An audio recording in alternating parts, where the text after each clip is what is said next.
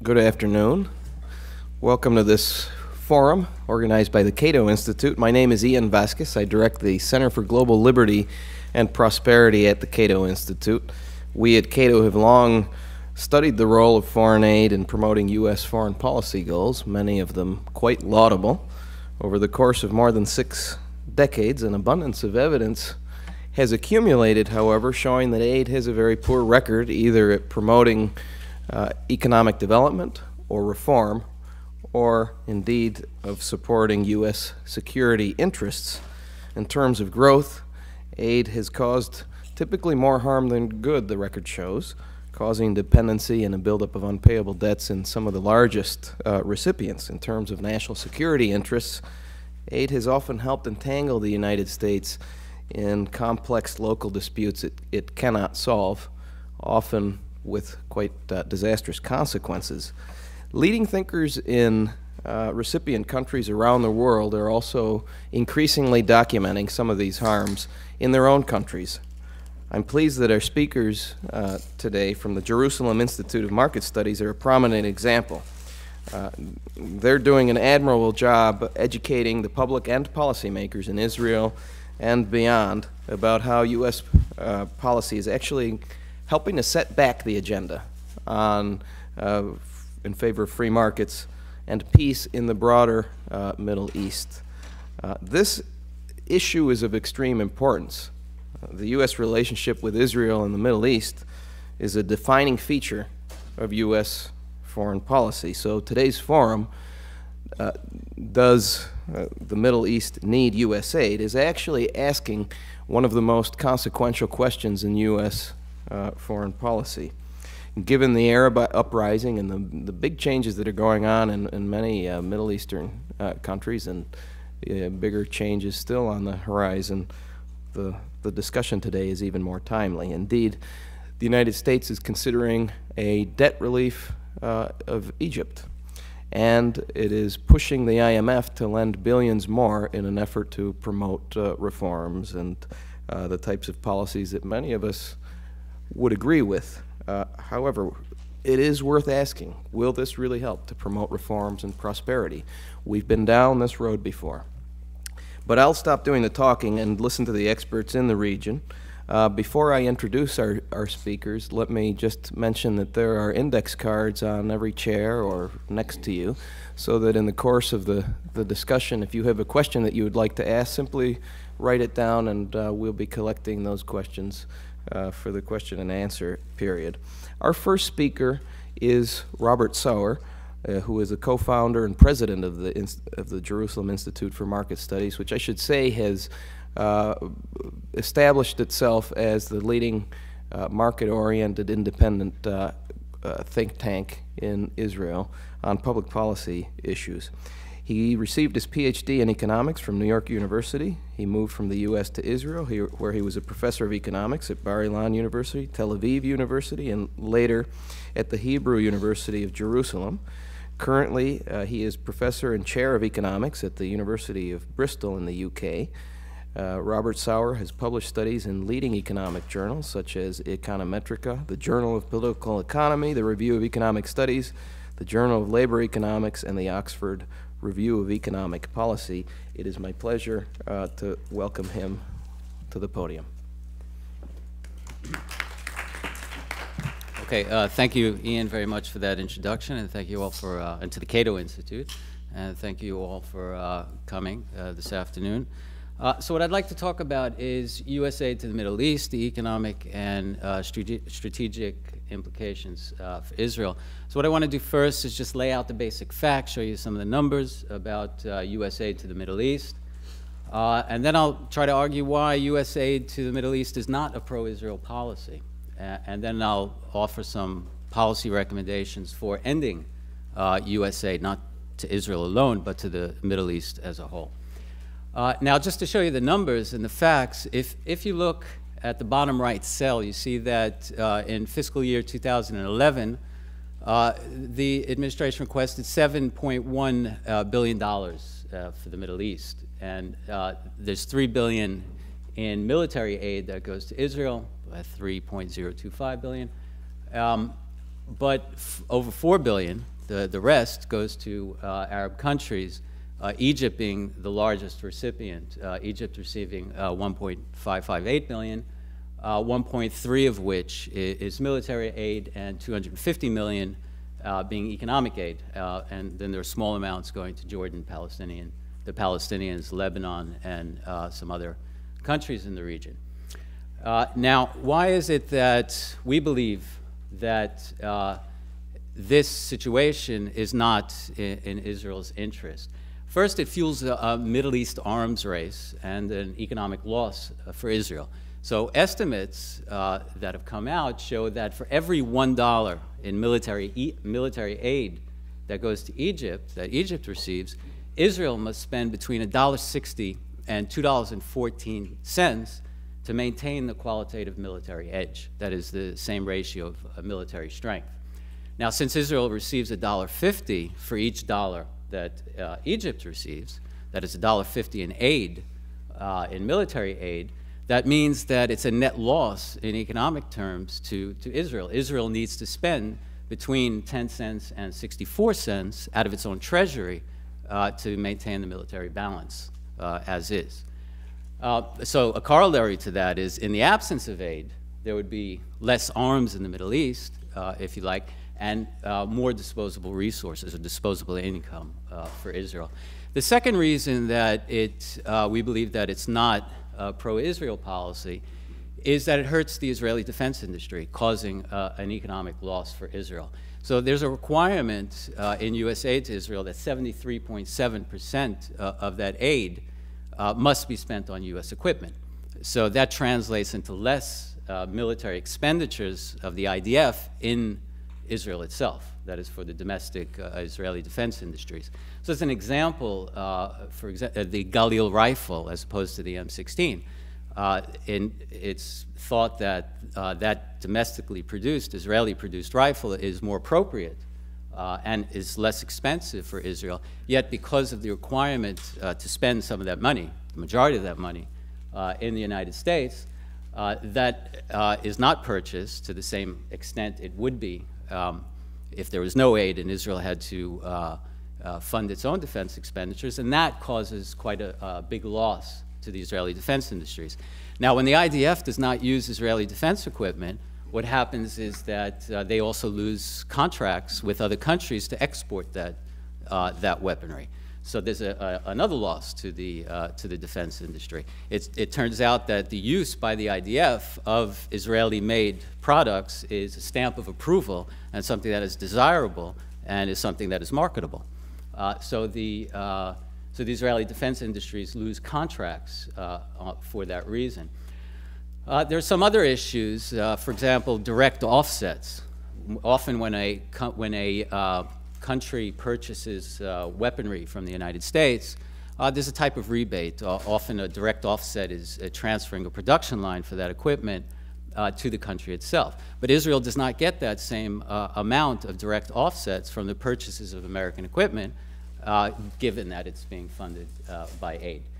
There are also some questions about the aid limiting competition. That is, the U.S. is competing with Israel in several markets for exporting weapons, and the aid puts some extra pressure on Israel to not go through with several contracts. So the bottom line here is that there's a loss to the Israeli defense industries, and it's been estimated that this could reach nearly $3 billion a year.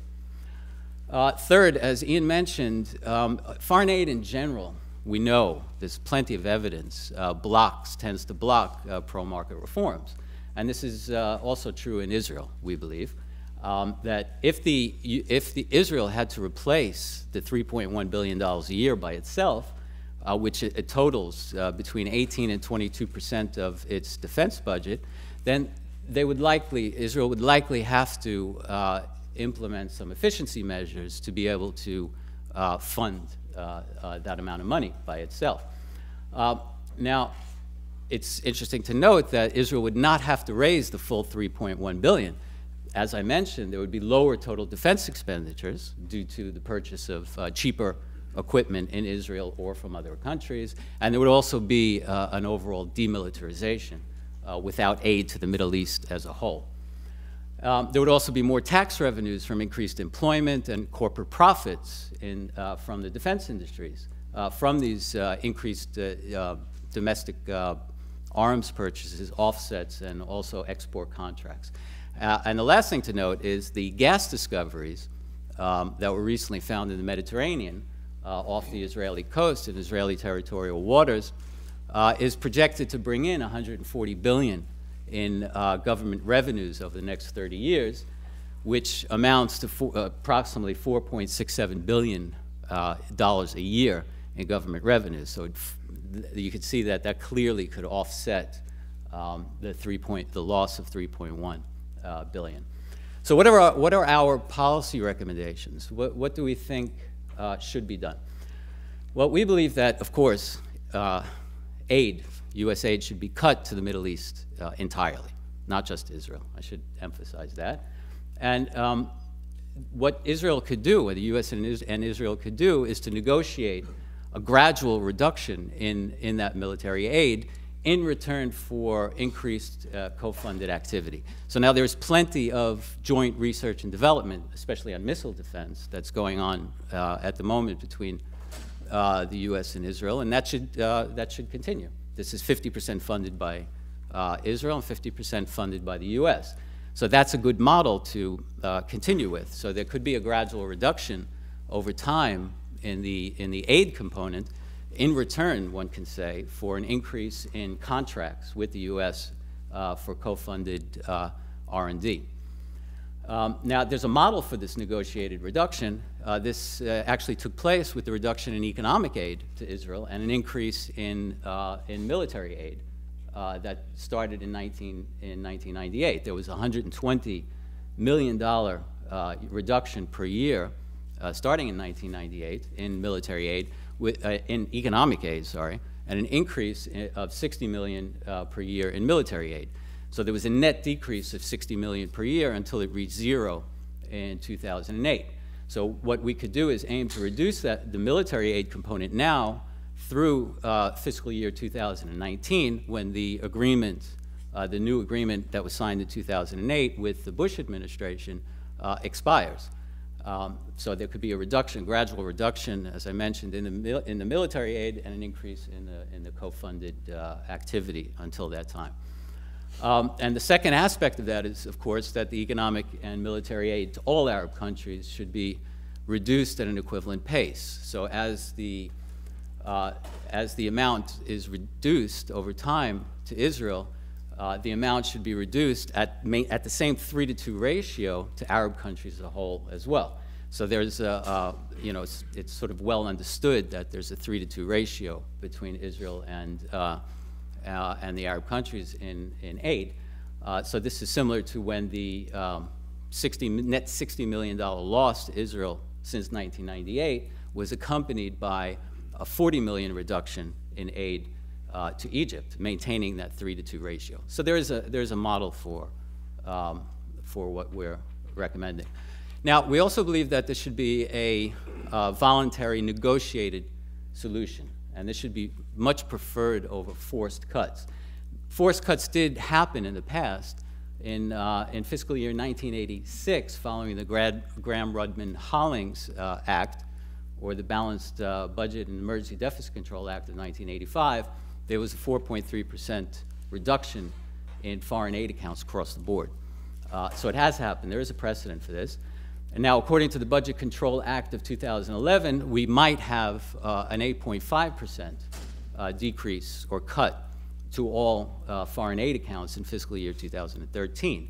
However, there is a possible exemption for Israel. Aid to Israel can be legally exempted in this act, and we believe that should happen, but in return for a negotiated solution through fiscal year 2019. This would, as I suggested, now this would send a signal to the world that the cut to Israel is, through a negotiated solution, means that this U.S.-Israel bond remains unbreakable. Finally, I'd like to just mention that all of this is relevant only to Israel's foreign military financing. That is the FMF component of U.S. aid. We wouldn't suggest touching the other forms of aid that exist.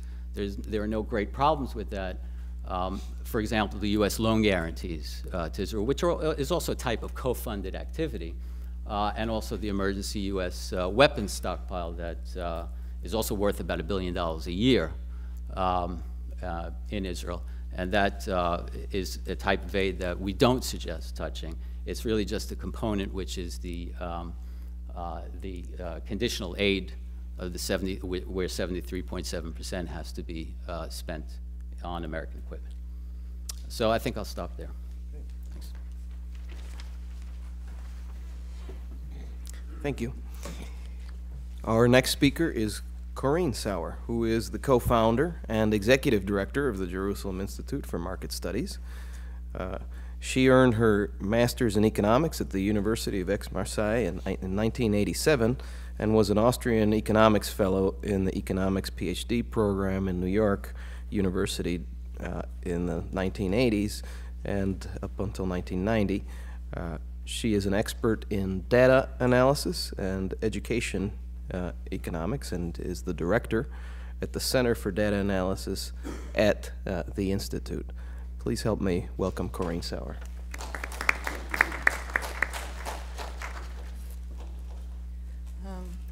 Well, thank you very much to the Cato Institute for hosting us and to all of you for coming during your lunchtime. What I'm going to show you is a result of a poll, an opinion poll survey that we did in Israel actually about 2 weeks ago to prepare for this talk, and we wanted to know what basically Israelis and how they felt about military aid to Israel from the United States. As an overview, the survey was made on 513 respondents. It was a telephone survey.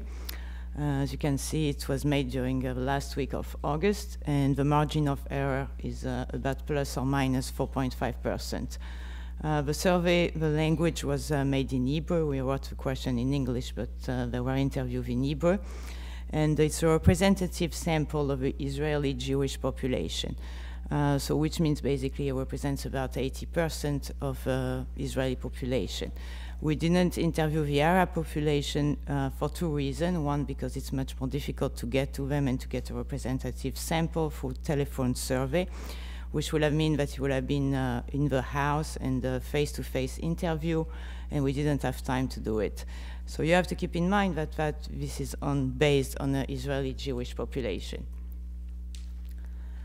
Sorry. The key findings and the first question that was asked, it shows a clear majority of Israeli, actually 59% versus 90% think it would be worse if if a US military assistance was stopped. Now, when we will look a little bit further into these numbers, we will discover that it's not so black and white, and that depending on the cut in socioeconomic background of the respondents, those numbers change dramatically. In fact, it became clear that more religious a person is, or more attached to Judaism, traditionalist, and the more likely it will be prone to support a stop to US aid. There is also 49 of the Israelis that right now think that weapons purchased by Egypt with US dollar and US aid are more likely to turn against Israel. And 32% feel it is much more likely. So here there is a clear majority of Israelis that do worry about US dollars going to the new regime in Egypt, which has been changed, and we don't know exactly which way it will go. And the Israelis are very worried, but we may end up paying a heavy price for that. Women and younger people, and again religious people, are more likely to think that weapons purchased by Egypt will be used against Israel. Now I want to go through the questions that was asked. Okay, I'm really bad at that, okay. here we go. Every year, that was a question, and obviously it's translated in English. Every year, the United States gives $3.1 billion to Israel for military assistance and $4.1 billion in military and economic assistance to Arab countries. And the question was, do you think it would be better or worse for Israel if all US aid to Israel and the Arab countries was stopped? So as I said before, 59% of the Israeli responded that it will be worse, 19% responded better, and again you have a big, 22% of people that didn't know or refused to give an opinion. Now this is quite, a big percent, because in general when we do poll survey in Israel, Israelis tend to have opinions about everything. So usually we get around 3 or 4% of undecided or don't know. So 22% was actually quite a surprise. And I think one of the reasons is that it's a very new idea that hasn't been brought up in public opinion in Israel. And basically the people didn't have time to form an opinion on that. Okay, I'm going to try to do it. Here we go. Okay, this is basically the breakdown. As you can see, the 19% is about divided between much better and somehow better. And now in the negative answer, 40% actually thinks that it will be much worse. So right now, we still don't have a clear majority.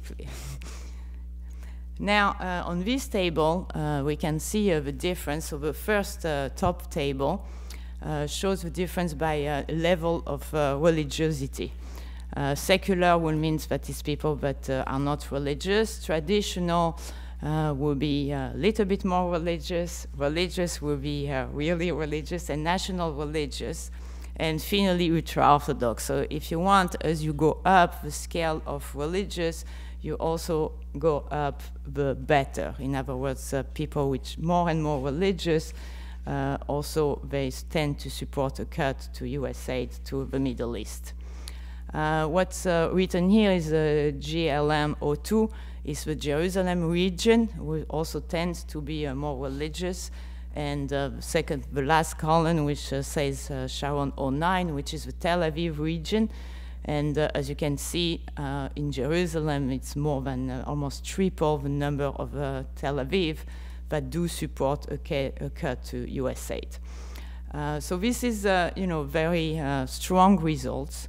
And I think, it shows also the division among the Israeli society when it comes to political issues, and definitely shows there.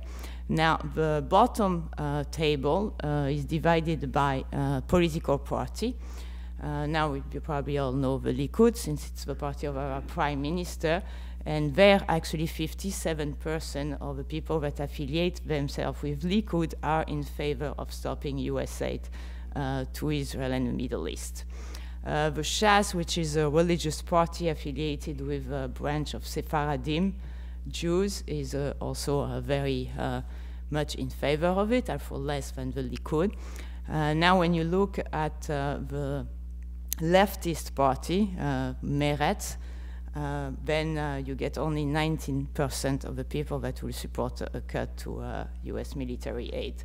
And even lower for Lapid. I am not sure if this is like a very serious result. He is some kind of journalist who is trying to cut into politics, but he hasn't been elected to the Knesset yet. But it is clear that the right-wing parties, affiliated Israelis, tend to support a cut to US aid. And that was basically somehow of a surprise and probably a very interesting result. Now, the second question that were asked was, every year Egypt receives $1.3 billion in military aid from the United States. And with the emergence of a new government and the leadership in Egypt, do you think that weapons purchased by US military are more likely or less likely to be used against Israel? And there, this is clearly a majority, 49% say they are more likely. I mean, it's a clear majority of the people that answer. 28 say that it's less likely. And again, we do have quite a big number of people that didn't know or refused, stays at 23%. So this is clearly a concern among the Israeli population. Now, again, we did cut those results by some social background characteristic. And it's clearly that the women are much more worried. Maybe it's something genetic among women to be warrior. But 59 of the women do worry about it, against 38% for the men. And interestingly enough, the younger population, the age group 18-24, worry the most, with 64%. Now you also have to realize that that's the age group who is also serving in the IDF at that moment, and are probably also very in tune with what is happening on the geostrategic issues in Israel. And as people grew older, I guess their level of worry goes down also. Now, on the bottom table, we again have a cut for the level of religiosity. And again, here you can see that as people get to be more religious, they are also more worried about the issue of the aid which is given to Egypt. This is also by political party. There is also, again, an overlap between the level of religiosity and the affiliation of a party. Agudat Israel, for example, being an ultra-Orthodox party, so everybody in that party is actually ultra-Orthodox. The National Union, which is basically national religious, and those are, as you can see, the Shas, which is a religious party for Sephardim, and the Likud, who also has a lot of religious voters. Now, if you go to the other extreme, which is Kadima and Meretz and Labour, then in that case, they seem to be much less worried about Egypt turning the US aid against Israel. Now, finally, we ask a question we ask if there are some that say that Israeli political freedom and ability to implement economic reform is hindered as a result of the $3.1 billion a year in military aid it receives. The idea is that, we strongly believe that there is no free lunch, and when somebody gives you a big gift of $3.1 billion, you have some link attached, and you have to listen to them. So that was basically the question we asked. And here we got actually 32% to agree, 41% disagree. But if you did add the undecided and the agree, actually the one that disagree to that are actually a minority. So this is also an interesting result. And I think that Israelis as a whole do feel that getting money in military aid also reduces our economic and political freedom. Again, there is the same cut here. And among the national religious and the religious which are close to the national religious, here it's clearly a clear majority of the people that do believe that getting US aid is hampering Israeli freedom.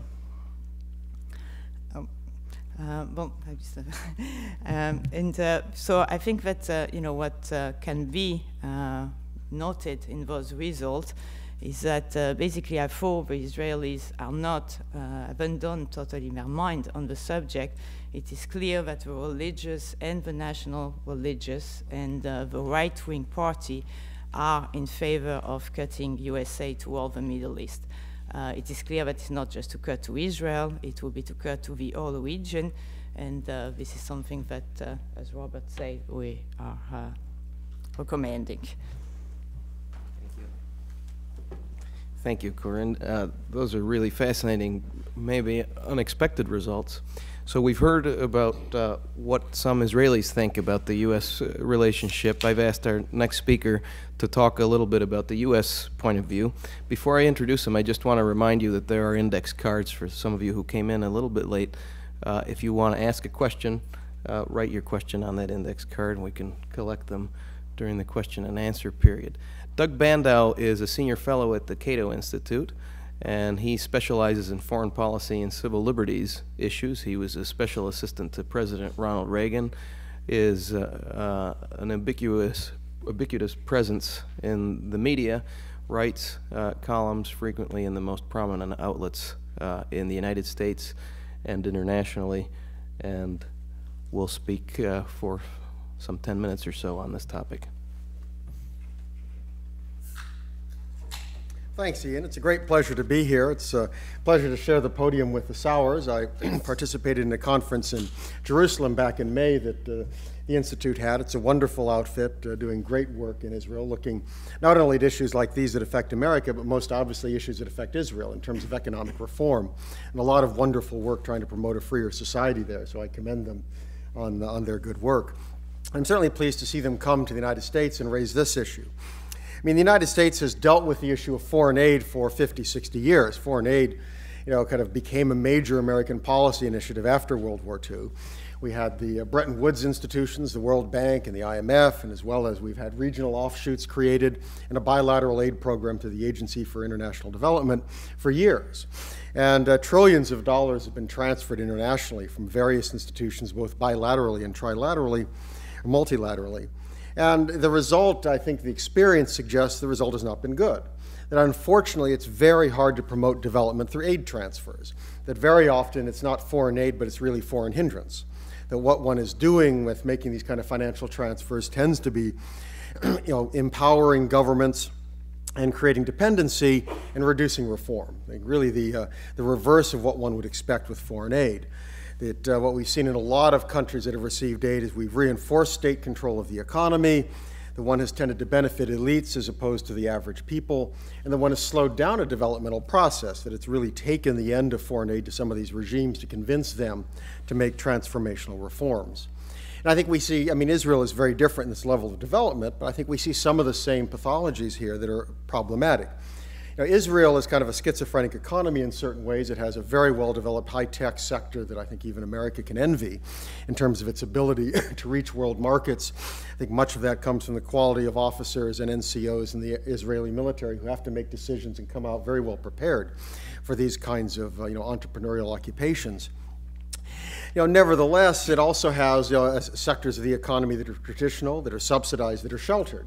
So what Israel sees within its own economy are two different worlds, one of which is very forward-looking and very effective economically around the world, the other of which I think shows all the problems that we typically see with state control, state subsidies. And the problem is that money is fungible, and I would actually personally take a look at the economic aid, the humanitarian aid, the whole package of aid that Israel receives, not just the military assistance, because I think it raises many of the same issues. The challenge is that money is fungible. So if you hand, it doesn't matter what the purpose nominally is, if you hand somebody money, of course they can spend other money however they want. You fund projects over here, it frees up resources over there. And what that does is means that the Israeli government has more money effectively to spend on special interests if it wants to. It has more money to spend on sectors of the economy that are inefficient if it wants to. It also reduces the penalty for bad policies. And this, I think, has been one of the biggest problems of foreign aid around the world and in a lot of third world governments, is they have extraordinarily malfunctioning governments and economies, but money shows up from abroad and you can use it to pay off elites, you pay off political supporters, and you reduce that grassroots reform demanding change. That it makes it easier then to have an inefficient economy. That it reduces, in effect, I think in Jerusalem, the need to make trade-offs. And forcing countries and forcing individuals and policymakers to make trade-offs is a very powerful disciplining mechanism. If you can spend whatever you want on whatever you want, then why make choices? Why try to make change? And I think that one can raise some of the same questions even on some of the humanitarian assistance in terms of housing, refugees. Israel is a wealthy country. And especially with resources that are likely to be coming in with these new gas finds, Israel needs to be making trade-offs within its own society in terms of what does it want to spend money on? Where does it want to direct resources? The more the money comes from outside, the less it has to make those trade-offs. Now, security is an obvious concern to Israel, given its geographic position in history. Strikes me the good news is that Israel today, compared to the Israel of 60 years, 70 years ago, it's wealthy, it's high-tech, it's capable, it's a regional superpower.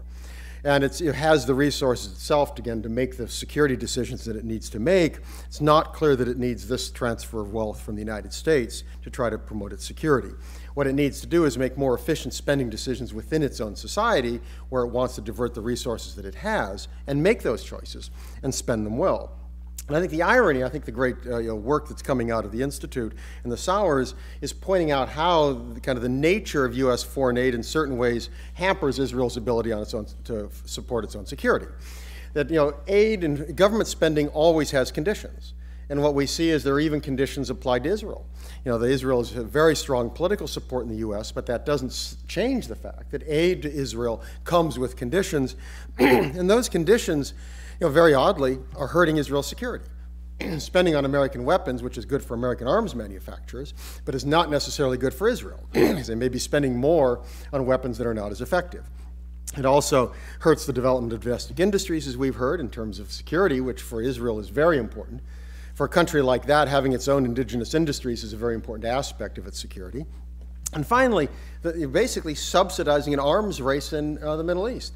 That by supporting both sides of a potential conflict, what the U.S. is doing is, in a sense, creating a need on both sides to spend more and a greater need for U.S. aid. And of course, I hope that, that Egypt turns out okay, and I hope that Jordan works everything out and becomes democratic and loves us. I hope all these, the Arab Spring kind of blossoms the way we all would like it to do. Certainly, if I was sitting in Israel, I would be nervous. And the question of money is going to these countries. I mean, the U.S. is, the administration has just announced more foreign aid, a new package for Egypt. Well, we have no idea how this country is going to develop. I hope President Morsi turns out to be a very kind of, well-minded, sensitive, liberal member of the Muslim Brotherhood, I hope. But I'm not sure I want to bet my nation's security on it. So we're in this weird situation, aid to countries like Saudi Arabia, which frankly is a totalitarian dictatorship, but it buys a lot of U.S. weapons. The U.S. is in this odd position then that it feels as part of a package it has to give money to other countries in the government in the region. Therefore, money to Israel is kind of forcing the U.S. to give money to other regimes, and it's creating this potential for an arms race. I think this is a very important insight that raises questions about the efficacy of U.S. aid. I think the second question, which the U.S. has to ask at this time, is the aid good for America? I mean, the point is, the U.S. is giving the aid, and effectively what the U.S. is doing today is borrowing money to give money. And we have to ask, does that make sense? I mean, the U.S., in my view, is functionally bankrupt. I mean, if you just look at U.S. finances, it's extraordinary. Now, the amount of money going to Israel in certain ways is small in the scheme of things. I mean, $3 billion a year is kind of a rounding error here in Washington. I mean, it barely gets noticed here on Capitol Hill. I mean, over the lifetime of the U.S.-Israeli relationship, I think the last estimate I saw was about $115 billion total aid. Now, the only other country that comes close at this stage is Afghanistan, which is a fairly recent aid recipient for the United States. But if you're never willing to say no to anything, it's very hard to say no to anyone else. So the challenge I think we face in the U.S. trying to how do you get control of federal finances, if you don't start asking questions on everything, every other claimant who comes in, of course, can say, we're special. I mean, people come in and say, I represent poor people, I represent this group, I represent that group. Unless one is willing to take everyone who comes in and say, let's look at this very seriously, can the U.S. afford this? When can you say no? And I would say we're looking at a situation now where we have a country that thankfully is prosperous and powerful, and where there's evidence that the aid is actually harmful to its cause. That is certainly a time where the United States government should say, wait, does this make sense? We need to have an assessment here then and ask questions as opposed to just kind of sign off as is done every year. These are not usual times. We have a national debt of about $16 trillion. The last 4 years in a row, we've had deficits of over $1 trillion each. The Congressional Budget Office looks ahead the next decade. Any of the budget plans out there increase red ink. It just varies how much, 3 trillion, 5 trillion, 10 trillion. You take the plan and take your assessments of what Congress is going to do. A lot more red ink is coming down the line. Social Security and Medicare are over $100 trillion in unfunded liabilities. Economist Lawrence Kotlikoff figures about $220 trillion total in terms of America's total effective debt. And that's roughly 14, 15 times U.S. GDP.